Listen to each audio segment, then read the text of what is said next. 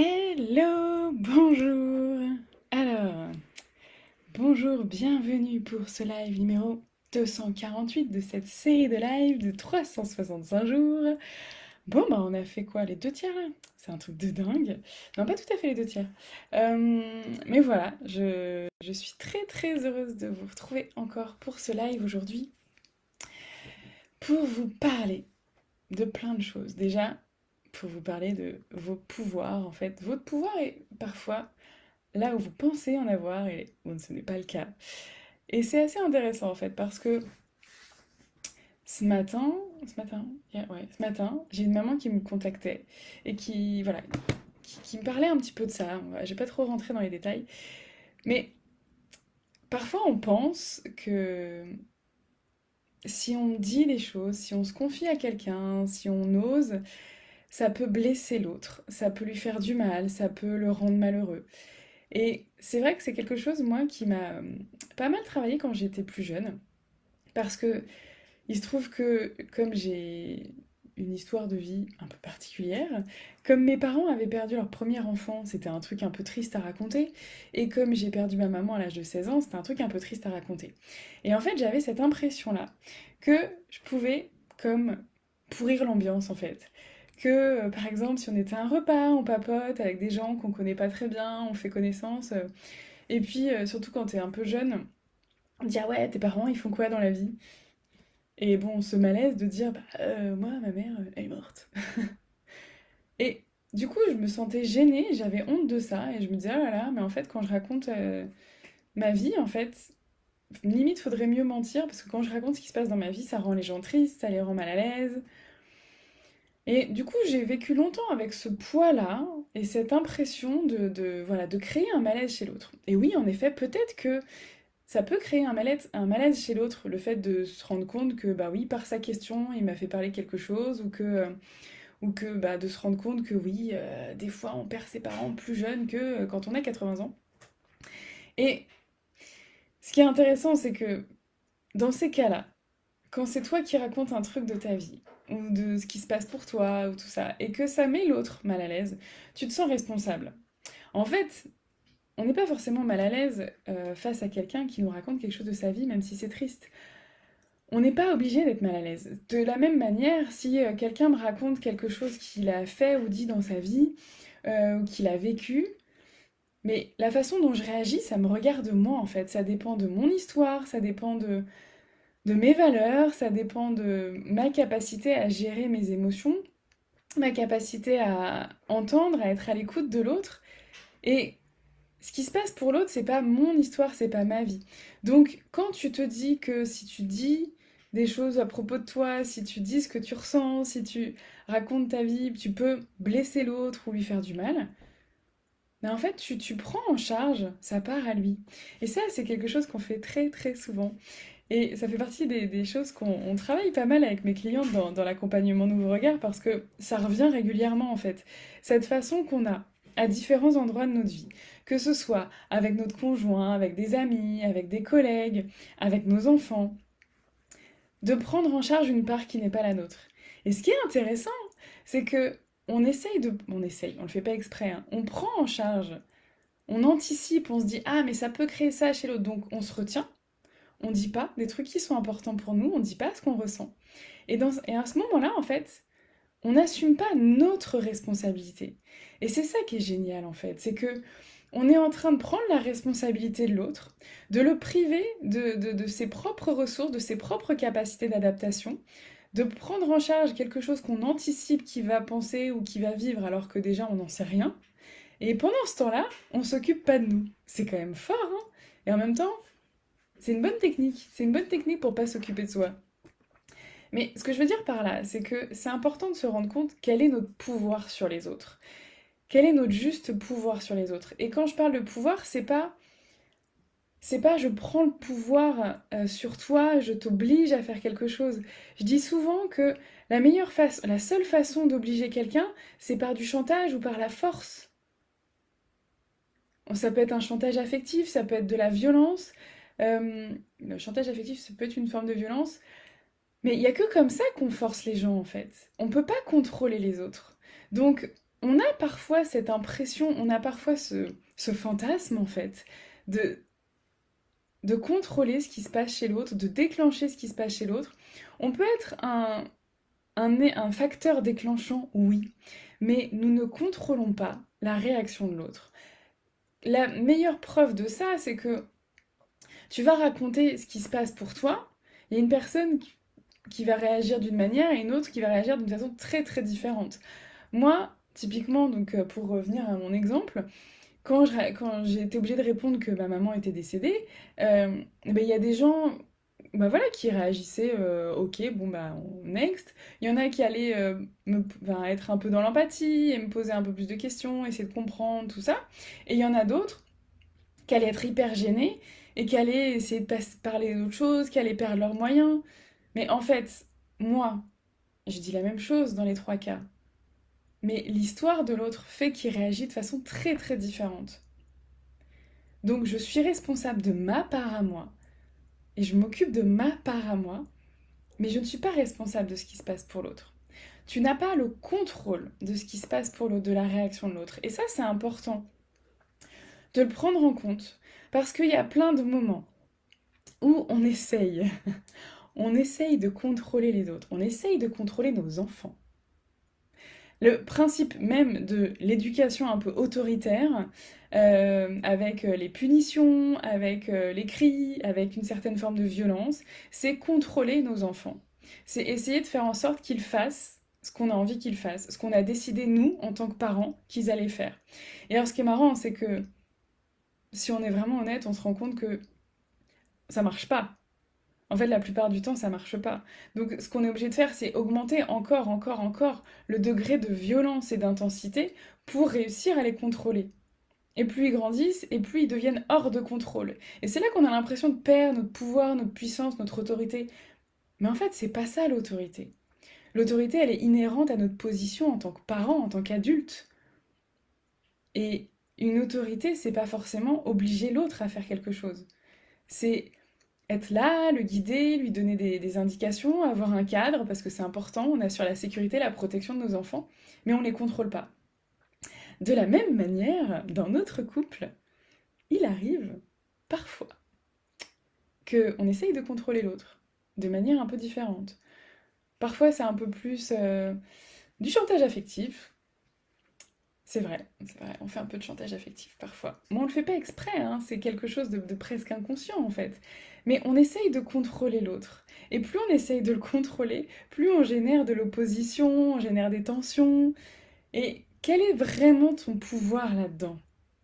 Plus tu prends conscience de ta juste place, de là où tu as réellement un impact, un levier, quelque chose que tu peux faire, plus c'est efficace. Parce que tant que tu essayes dans la contrainte, dans la force, dans le chantage, dans quelque chose de très très contrôlant, en fait ça génère de la frustration chez toi parce que tu n'as pas vraiment ce pouvoir de contrôle sur l'autre.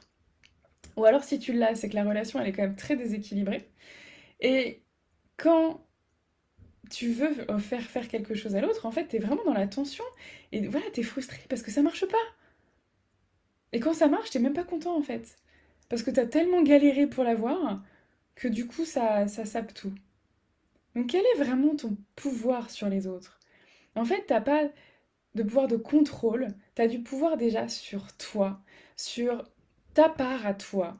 Donc comment tu vas prendre en compte ce qui se passe dans le monde de l'autre, son, son état émotionnel, son vécu, sa façon de voir. Plus tu connais la personne, plus tu la comprends, et plus tu peux justement jouer sur ça, sur comment toi tu t'adaptes à son mode de fonctionnement. Par exemple, si tu as plusieurs enfants, tu sais qu'ils sont différents, qu'ils ne fonctionnent pas de la même manière, et si tu leur demandes par exemple de se préparer le matin tous de la même manière, il y en a un avec qui ça va marcher, moi j'en ai trois, il y en a un avec qui ça va marcher, et deux autres pas du tout. Ou alors deux avec qui ça va marcher, le troisième non. Et si tu arrives à t'adapter, à comprendre chez l'autre quel est son mode de communication, quelle est vraiment la façon de faire qui marche avec telle ou telle personne, là, tu as plus d'influence. Et c'est là que c'est intéressant, c'est qu'en fait, tu n'as pas le pouvoir de contrôler l'autre, tu as une certaine influence.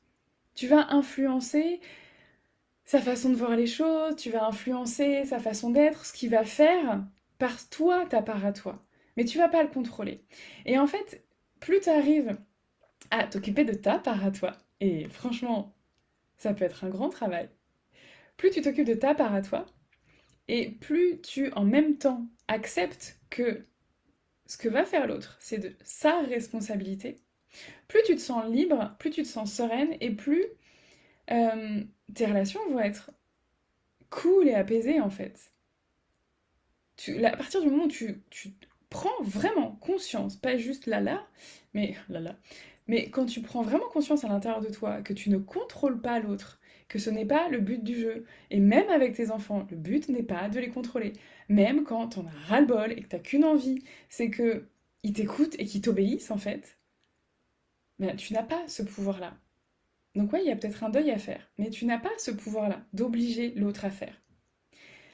Et par contre, tout ce que tu vas mettre en place pour toi, tout ce que tu vas faire pour toi, là, ça va être un exemple. Et encore une fois, ça va influencer. Ce qu'on fait avec nos enfants, ce qu'on fait avec notre entourage, ce qu'on fait avec notre conjoint, c'est qu'on va influencer. Et c'est pas négatif. C'est pas une mauvaise influence. Ça peut être une bonne influence. Et tu peux aussi avoir une mauvaise influence, hein. Mais c'est vraiment comment tu travailles ta part à toi pour influencer l'autre. Et là, tu es dans ton pouvoir et ta puissance. Et ce qui est génial, c'est qu'en fait, quand tu arrives là, tu te rends compte que bah, finalement, plus tu t'occupes de toi, plus tu t'arrives à être tranquille et apaisé vraiment en toi, et plus tu as un impact positif sur l'autre. Il y a vraiment un truc avec nos enfants qui est quand même extraordinaire, hein, c'est que quand tu arrives à prendre soin de toi et que et en même temps tu travailles sur la compréhension de ce qui se passe pour l'enfant, bah là ça débloque tout en fait. Ça débloque plein de verrous. J'ai compris ce qui se passait pour lui, sa réaction, du coup je le prends mieux, je le vis mieux, je prends du recul et je sais gérer ma part à moi, je crée de l'espace en moi et donc j'ai plus de capacité pour m'adapter, trouver des solutions créatives et trouver mes solutions, celles qui vont marcher pour nous. Mais c'est top. Mais pour ça, faut oser.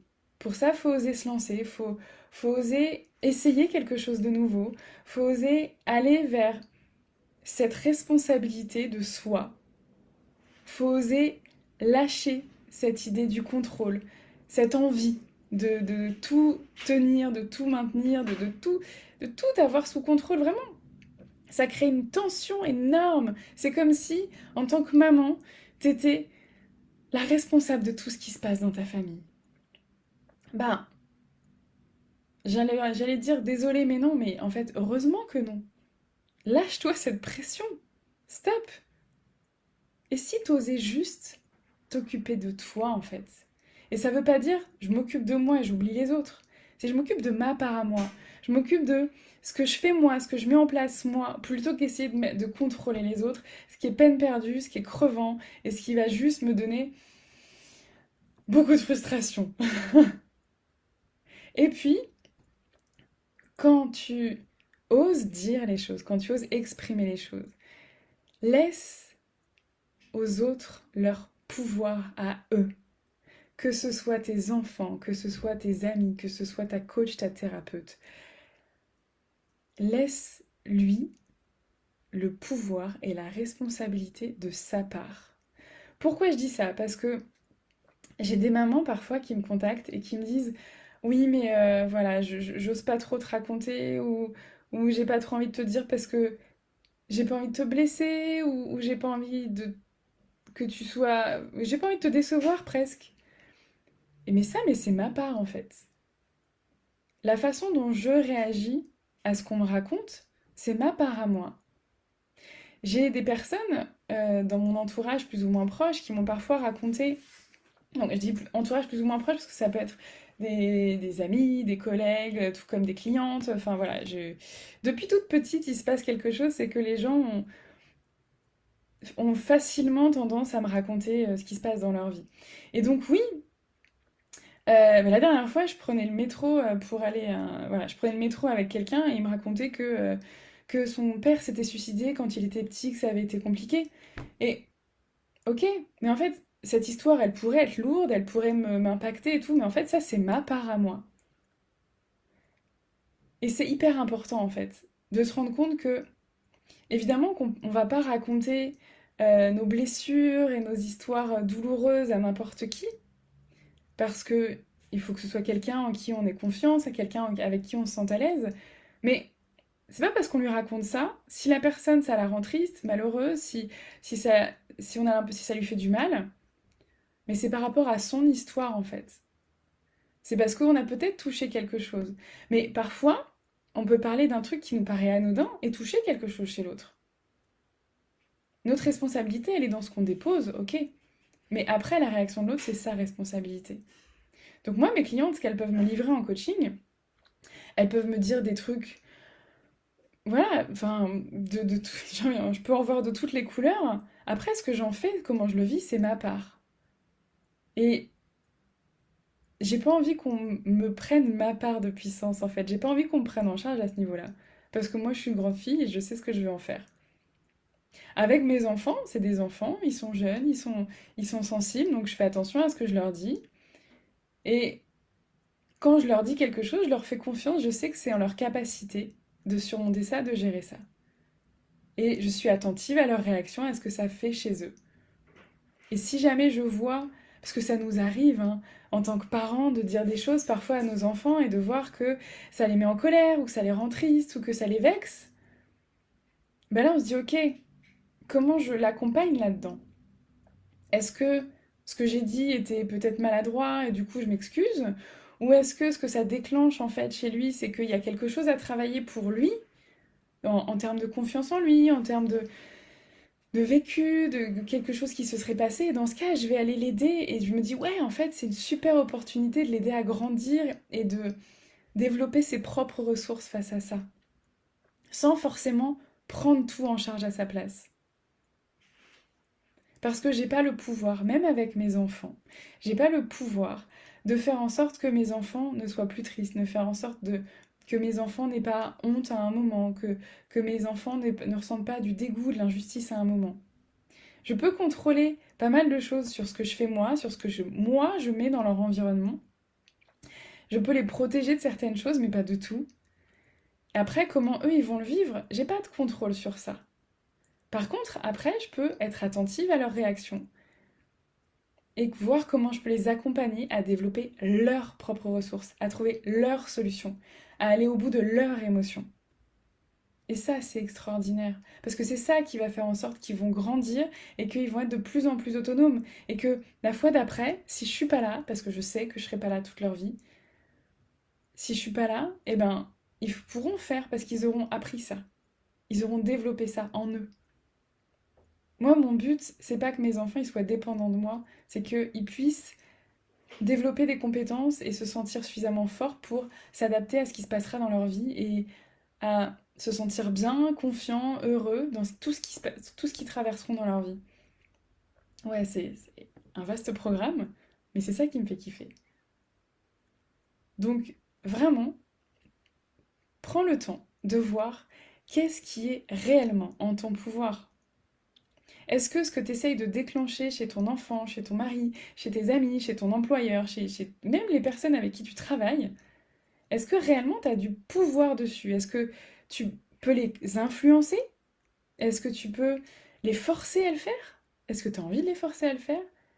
Est-ce que tu peux... Oui, Naïma, c'est la communication non violente, mais c'est pas que la communication non violente. Ça va au-delà. Parce que la communication non violente, c'est la façon de parler, la façon de prendre soin de ses besoins, et en même temps, le fait de laisser à l'autre l'opportunité de dire oui ou non. Et ça, c'est très important. Et c'est vraiment aller au-delà. Aller au-delà de juste la communication non violente, qui est une part très très importante, mais aller au-delà en tout ce que je vais pouvoir moi mettre en place. Comment moi je vais pouvoir créer quelque chose de nouveau chez moi qui va peut-être, ou pas, influencer ce qui se passera pour l'autre. Mais en tout cas, moi je sais que j'aurais fait ma part. Je sais que j'aurais mis ça en place et que j'aurais fait mon max. Et puis parfois je vais me planter. Mais comment je vais gérer ça en fait? Quel exemple je vais montrer à travers le fait de me planter? Comment je vais pouvoir utiliser ça? Et ça, c'est encore tout un vaste domaine. Donc, vraiment, c'est quelque chose pour moi de fondamental, de prendre conscience de ce qui est réellement en notre pouvoir. Et on a plein de choses sur lesquelles on a du pouvoir qu'on n'utilise pas, et plein d'endroits où on s'épuise à essayer de contrôler alors que c'est pas en notre pouvoir. Il y a plein d'endroits où on n'ose pas dire, on n'ose pas faire parce que on a peur de déclencher quelque chose chez l'autre. Et parfois, il vaut mieux ne pas faire ou ne pas dire pour pas blesser l'autre. Oui, c'est vrai, en fonction de la personne que tu as en face. Et parfois, quand tu veux grandir dans tes relations, quand tu veux être dans des relations vraiment sincères, profondes, authentiques, tu as besoin de dire ce qui se passe pour toi pour avancer. Tant que tu restes sur quelque chose de flou, tant que tu restes sur un non-dit, tant que tu gardes tes secrets et tes blessures, il y a quelque chose qui barre en fait la relation. C'est exactement ce que j'ai vécu avec ma maman quand j'étais petite. Alors évidemment, le but c'était pas qu'elle me raconte. Si, c'était ça en fait. Le but c'était pas qu'elle me raconte tout ce qui s'était passé, sa douleur, sa tristesse et tout ça par rapport au deuil de son premier enfant, mais j'aurais aimé qu'elle me raconte cet enfant. Je m'aurais aimé qu'elle me raconte cette part de mon histoire. Elle, elle était avec sa tristesse, sa colère, plein de choses, son deuil en fait. Et moi j'étais avec mes questions. Et on est resté longtemps dans ce non-dit. Enfin tout le temps en fait. Mais donc ça crée une barrière entre nous, réellement. Parce que elle n'avait pas traversé ses émotions, elle n'avait pas osé aller parler à quelqu'un, pas à moi, mais parler à quelqu'un de ses émotions, de sa colère, de sa tristesse. Et moi, ben j'ai osé une fois lui parler de mes questions, lui poser mes questions, ça s'est mal passé, donc après j'ai plus osé. Et après j'ai tiré la conclusion, tiré la croyance que il fallait pas en fait. C'était pas ok de poser ce genre de questions. Donc comment, maintenant, en tant qu'adulte, tu peux oser aller dire ce qui est important pour toi, ce que tu as besoin de déposer, aller voir tes blessures, tes parts d'ombre, en fait, aller les traverser avec quelqu'un parce que, oui, on n'est pas fait pour traverser ça tout seul. Euh, la tristesse, ça se partage. Pour aller voir tes blessures en profondeur, tu as besoin de quelqu'un qui t'accompagne. Tu as besoin de quelqu'un qui est à côté de toi, qui te soutient. Parce que seul, ça fait peur. Tu peux le faire. Ok, tu peux le faire. Mais il y a peut-être des choses que tu verras pas. Ce sera peut-être beaucoup plus difficile et beaucoup plus inconfortable. Donc être accompagné là-dedans, oui, ça fait peur. Mais quand tu oses aller là-dedans, c'est tellement extraordinaire. Encore une fois, le programme Ose, c'est du 5 au 8 octobre. Faut que je me renote les dates. Du 5 au 8 octobre, on va voir ensemble justement comment tu peux oser dire ce qui est important pour toi, oser exprimer tes émotions, tes sensations, tes besoins, oser faire ce qui est important pour toi, même si tu as peur d'échouer, même si tu as peur de te planter, oser être qui tu as envie d'être, même si les autres n'attendent pas ça de toi, même si les autres peuvent peut-être être déçus. Et c'est leur part de responsabilité. Ah, coucou Émilie. Mais vraiment, en osant, il y a quelque chose qui va changer à l'intérieur de toi. En osant être toi, en osant faire ce qui est important pour toi, il y a une porte qui va s'ouvrir. Et vraiment ça change tout. Je l'ai fait, je l'ai vécu, je l'ai vu chez d'autres personnes. C'est vraiment extraordinaire.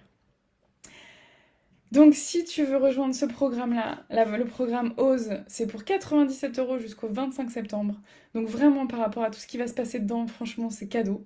Euh, donc, le lien, il est en bio sur Instagram et je le remettrai dans les commentaires sur Facebook. Si tu veux, si tu as des questions sur ce programme-là, sur l'accompagnement Nouveau Regard, je t'invite à me contacter en privé pour qu'on en discute, qu'on voit ce qui est possible de faire pour toi. Et vraiment, le but, c'est de t'amener à quelque chose de tellement puissant à l'intérieur de toi, tellement plus... Voilà, quelque chose d'ouvert, de beau, de lumineux, pour que tu te sentes de mieux en mieux, pour que ta relation, elle soit encore plus belle et que ce soit juste du bonheur, quoi. Juste du bonheur, il n'y a pas que ça, hein. On est d'accord. On a tous des hauts et des bas dans la vie, mais on peut les vivre tellement différemment, ça change tellement tout. Je vous embrasse, n'hésitez pas à me mettre un petit coucou pour ceux qui verront en replay, et je vous dis à très bientôt. Ciao.